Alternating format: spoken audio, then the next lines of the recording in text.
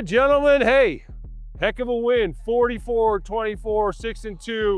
6-2. First place in the AFC West. Guys probably thinking you're pretty good, right? Wow, I mean, it's all in front of you now. Where's the Super Bowl trophy? Anybody got it anywhere? You ain't got shit! All right, you probably thought you had a pretty good offensive performance. We did, right? We did. Now, I would say that the Cowboys looked like a Pop Warner team, but that would be insulting to Pop Warner teams. Ooh. You know what I mean? Ooh. That defense was more porous than Swiss cheese. But here's what I'll say. It was a pretty good game. We're 6-2, we're not even halfway through the season yet, right? We got 9 games left.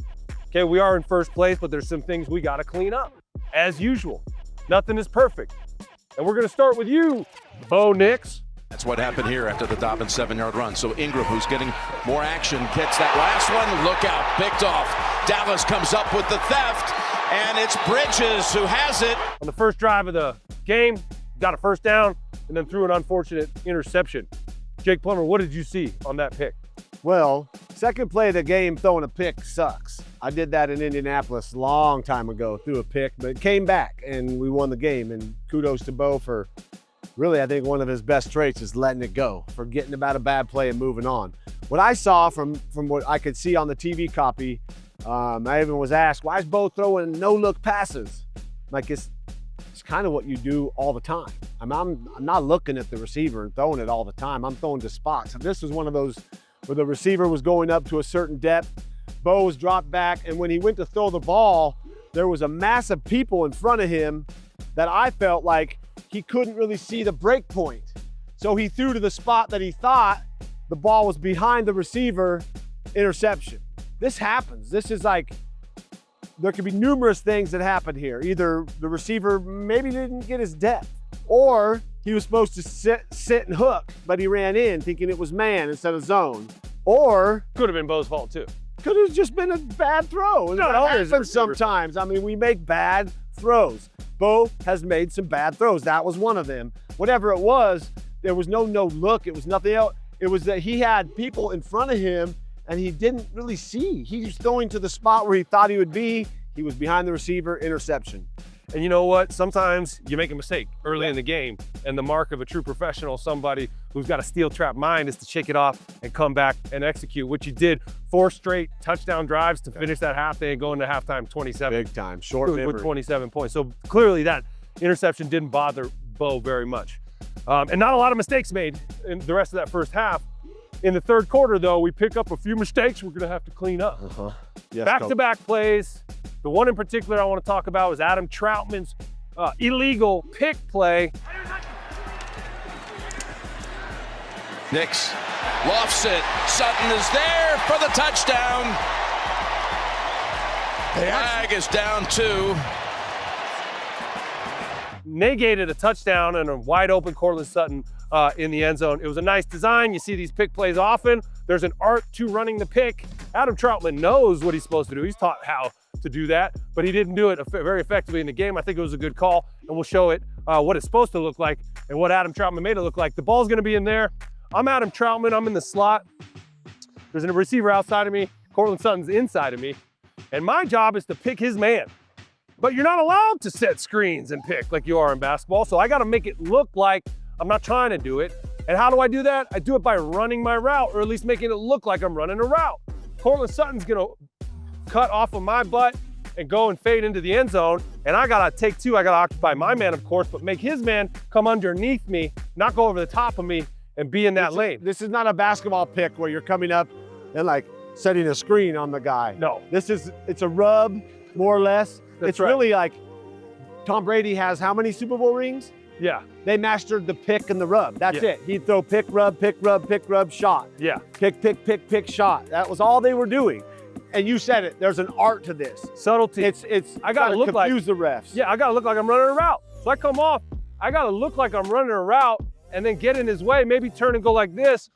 Oh, no, what? And then he has to go around, and Courtland's open by then. He's faster than everybody. He's gonna make it. It doesn't need to be wide open by 10 yards. 2 yards will do. Even a yard will do. Just Yeah. give me an edge. But what Adam Troutman did, is he engages with his guy right off the bat, and it already looks like he's not running a route. He's going like this, which you wouldn't do when you're running a route. And then he kind of veers into this guy and causes a collision and throws his hands up like, I didn't do it. I didn't do it. It's a flag. Well, yeah, you did it. You got to be a little slicker with it. It happens. It was a good play. You learn from it, and you like that it happened in a blowout, so you could teach it up and maybe use it again later in the season when you really need those points. And you said it, Nate. The whole key was like, this doesn't have to be a full-on collision. No. All you need to do is make me redirect. What you cannot have happen is let me beat you high. So if you see me going high, I could keep running. Just keep running and just kind of slow it down a little bit and make you have to negotiate. Make me go under. That way, Courtland has now a step on the defender, and the rest is easy. Then you just, as soon as you got a step, you just put the ball out there. But the collision part was really what drew that foul. Yeah. And so, hey, a touchdown gets negated, and Sean Payton says, let me look at my play call list here. And he looks at it and he goes, relative to my attempts to get him another touchdown, we're gonna run a post and you're gonna throw it to him, Bo. And so they lined up Courtland Sutton on the very next play, and he runs a 7-step post. He's wide open. 3rd and 13, back at the 24. It's Nix down the middle. Oh, it looked like a touchdown. Sutton unable to hold on, and Bridges may have knocked it out of there. Bo delivers him a very nice ball, but Courtland does what some receivers do sometimes when they're in traffic and they're afraid of getting hit or they think they're about to get blown up. They jump when they don't have to. So he's coming through. He's open. He jumps. Whoa. Oh.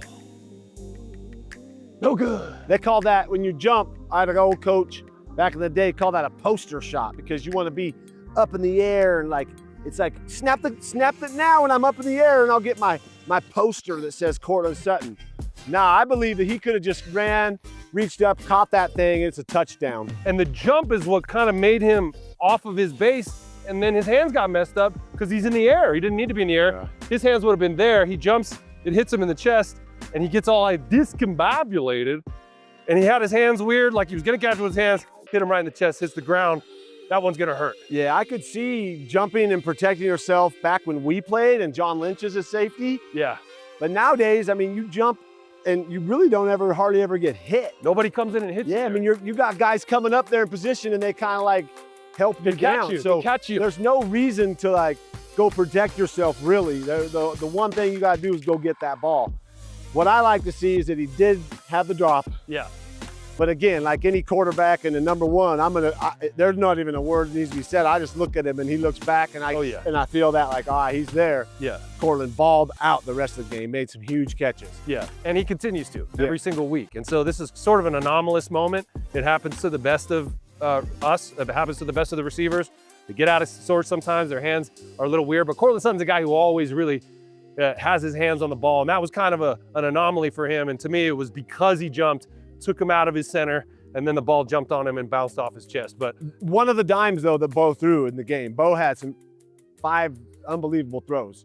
Yeah, even rolling out, booting out, which, got to have a run game for that, right? Yeah, let's talk a little bit about that, because a couple weeks ago, you talked about play action. You wanted to see Bo do more sort of keeper game, fakes with the flow, and then naked booting, and having guys run across the field and having a lot of green grass in front of them. Talk a little bit about what you meant. Yeah, we saw a much better boot game this week. Guys were wide open coming across the field. And earlier this year, it was more like the backs were flowing and Bo was just sprinting out behind them. This week, last week against Dallas, what was happening is we were getting the snap and we were having some good fakes. So that, where are you going? I thought I was flowing with the run. Oh, okay. You're a lineman? I was going to be the lineman for you. Be my running back real quick. Okay. So what Bo's doing under center, because with the run game, usually you got to be under center, and we're seeing a lot more under center. We're running like a counter right. Okay. So I'm going to come out. Bo came out a couple of times, made the fake. Now the defense is flowing to the rock, and they don't know that Bo has it, and he's coming out, and he's able to get into space. We're able to get flow going that way. And as Nate was representing as a lineman, the key to this, you have to sell it exactly like it's a run. Yeah. And it sucks because you still got to get your head in there, your nose in there, you got to go make it happen. But as soon as I snap the ball and I'm coming out to fake, you got to get your hat play side, meaning the lineman has to get his hat across the defender to make that defense think this is a run. Holy moly, this is a run, we better get going. And all we need the linebackers to do is to think for just a second. As soon as they start to move towards the play fake, it's too late because Nate at tight end, I'm making that fake. And as soon as those linebackers settle, I'm coming out. Now he's full speed. They can't get back to it. Easy completion. As we saw, a much better boot game by the Broncos last week. And we're going to see more of that as this run game continues with Dobbins, with Harvey. I love seeing him run the ball. Any quarterback, and you ask them, they want to be, 35 or 40, but I also don't mind being 18 or 24. Yeah. And we rush the ball for 200 yards. Like, that's going to be the future of this evolution of this team. If they continue to run the ball, sitting at 6-2, tops of the AFC West, some tough games coming up. Weather could become an issue soon. Keep pounding the run game, because then you got that play action boot game, and you have one of the best in the game, number 10, Bo, that can get outside the pocket left or right. Now I say left first because not a lot of guys are comfortable rolling and throwing to their left, but Bo can do it. And that's because you got to open your hips. And yeah, and it's a different skill set. A lot of guys don't feel comfortable, but Bo feels good and actually is probably better rolling to his left. So later on as the season goes, this is huge as we continue to push that run game.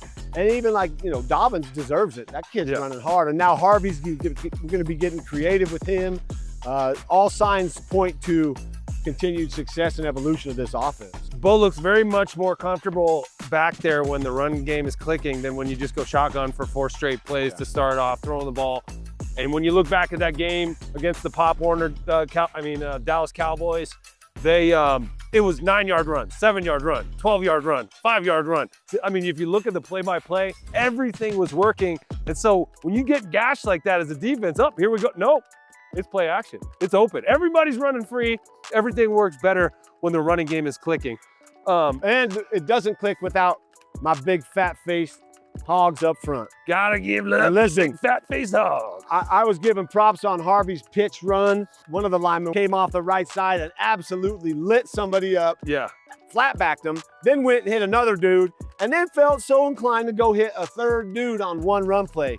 When you got that kind of intensity and that kind of get after it, I love this old line. I think they aren't getting enough credit right now, and as this season goes, they're going to become the most important part of this whole offense. Yeah, and I would be remiss if I didn't compliment the Broncos receivers on the job they did blocking. Not just that Pat Bryant block on, RJ Harvey's 40-yard touchdown, but really every time they were asked to block, they were coming up with key blocks. Pat Bryant, he's inserting into the line of scrimmage, along the line of scrimmage and hitting the backside DN on a naked shot, and he's holding his own on those blocks. The difference between the running game against the Cowboys and the running game the previous week against the Giants, in my view, was the receivers blocking. I mean, that's the next level. I mean, it's a 5-yard run or it's a 30-yard run, and a lot of times that's because of those receivers. But the big boys are eating like they like to do.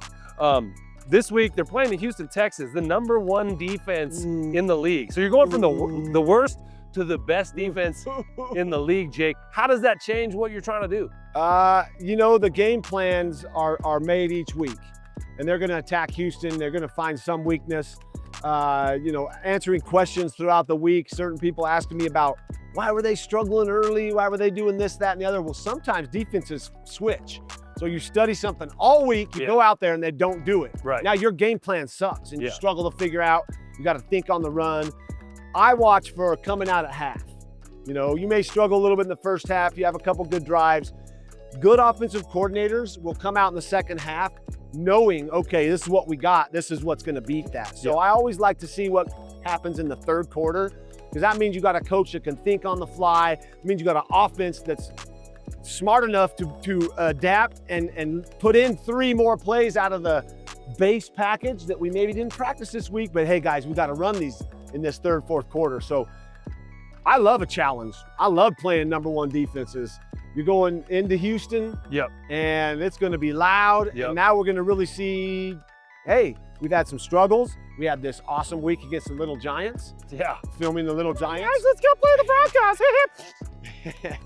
And now we're going to face a defense. It's going to show, you better put it all together and not think you're all really that good right now. And that's a coach's job, to deflate these guys' egos, to let them know they do still suck. If they're happy, make them sad. Yeah, you guys. And if they're sad, make them happy. You ain't done nothing. It's all about finding balance and even keel. We're in the middle of the season. 6-2, first place in the AFC West. A lot of work to be done here, Jake. Feel good about it for about this long, and then let's clean it up. We'll see you next week on the walkthrough. Let's go walkthrough on 3. 1, 2, 3, walkthrough.